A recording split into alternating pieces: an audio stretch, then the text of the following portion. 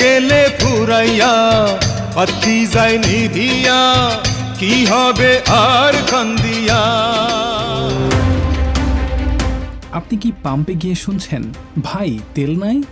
হয়তো শুনছেন, হয়তো নিজেও লাইনে দাঁড়িয়েছেন ঘন্টার পর ঘন্টা।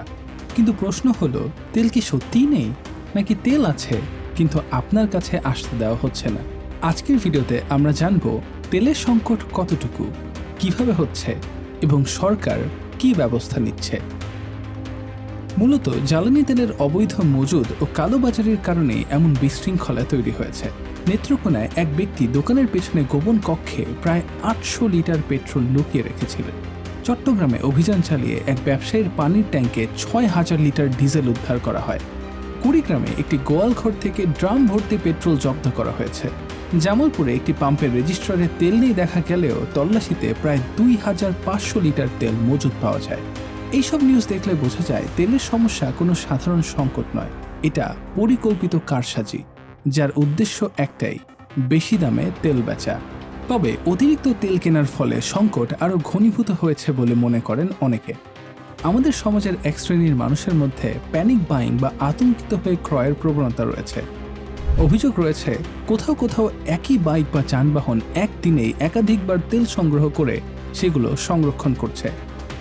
যুদ্ধের কারণে বিশ্ববাজারে তেলের দাম বেড়ে যাওয়ায় সরকারকে একদিকে অতিরিক্ত অর্থ ব্যয় করতে হচ্ছে, অন্যদিকে প্যানিক বাইং জ্বালানি তেলের বিদ্যমান পরিস্থিতিকে চূড়ান্ত সংকটের দিকে উস্কে দিচ্ছে। সরকারের পক্ষ থেকে বারবার বলা হচ্ছে দেশে তেলের পর্যাপ্ত মজুদ আছে। সত্যি কি তাই? সূত্র বলছে ভারত থেকে ইতোমধ্যে ৫,০০০ টন ডিজেল পাইপলাইন দিয়ে দিনাজপুরের পার্বতীপুর রেলহেড ডিপোতে সরবরাহ করা হয়েছে। ২৮শে মার্চ থেকে প্রতিদিন আসছে ৭,০০০ টন ডিজেল।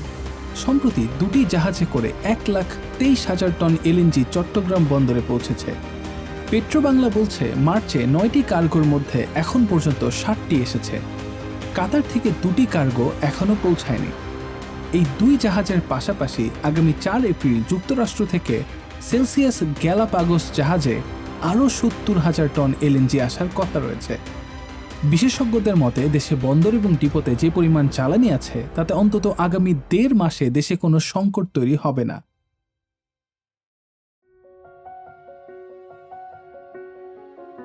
সরকার ইতোমধ্যে জ্বালানি তেলের কৃত্রিম সংকট রোধে অবৈধ মজুতদারদের বিরুদ্ধে কঠোর অবস্থান নিয়েছে। প্রতিটি পেট্রোল পাম্পে ট্যাগ অফিসার নিয়োগ দেওয়া হয়েছে। জ্বালানি তেলের সরবরাহ তদারকি করতে এরই মধ্যে সব জেলায় ভিজিল্যান্স টিম গঠন করা হয়েছে। দেশের ভেতরে অনাকাঙ্ক্ষিত পরিস্থিতি এড়াতে ও তেল পাচার ঠেকাতে সীমান্ত এলাকায় গোয়েন্দা নজরদারি জোরদার করা হয়েছে। এখন থেকে জ্বালানি তেল অবৈধভাবে মজুত করার সুনির্দিষ্ট তথ্য দিতে পারলে সংশ্লিষ্ট ব্যক্তিকে পুরস্কৃত করা হবে বলে জানিয়েছে বিদ্যুৎ, জ্বালানি ও খনিজ সম্পদ মন্ত্রণালয়। অনেক বিশেষজ্ঞের মতে জ্বালানি তেলের অবৈধ মজুদ বা লেনদেনে জড়িতদের বিরুদ্ধে ১৯৭৪ সালের বিশেষ ক্ষমতা আইন প্রয়োগ করা উচিত। এ আইনে পণ্য মজুদের অপরাধে দোষী সাব্যস্ত হলে সর্বোচ্চ শাস্তি হিসেবে মৃত্যুদণ্ড অথবা যাবজ্জীবন কারাদণ্ডের বিধান রয়েছে। চলমান যুদ্ধ শুরু বা বন্ধ করা কোনোটার সাথেই বাংলাদেশের কোনো সংশ্লিষ্টতা নেই, কিন্তু এর প্রভাব ইতিমধ্যেই বাংলাদেশে পড়েছে এবং যুদ্ধ দীর্ঘায়িত হলে সামনে পরিস্থিতি আরও জটিল হবে। সে কারণে পাম্পগুলোতে জ্বালানি বণ্টনে সরকারকে আরও স্বচ্ছতা ও দৃঢ়তা নিয়ে পদক্ষেপ নিতে হবে। পাশাপাশি সাধারণ মানুষেরও আরও সাশ্রয়ী এবং সচেতন হওয়া জরুরি। গুজবে কান না দিয়ে তথ্য যাচাই করতে হবে। কাউকে অবৈধ মজুদ করতে দেখলে প্রশাসনকে জানাতে হবে, আর অবৈধ মজুদদারদের বোঝাতে হবে যে পেট্রোল, অকটেন ও ডিজেল দাহ্য পদার্থ হওয়ায় ঘরে বা অনিরাপদ স্থানে এগুলোর মজুদ প্রাণঘাতী দুর্ঘটনার কারণ হতে পারে। অর্থাৎ অবৈধ মজুদ মানে শুধু দেশের মানুষকে ঠকানো নয়, নিজের পরিবারকেও বিপদে ফেলা।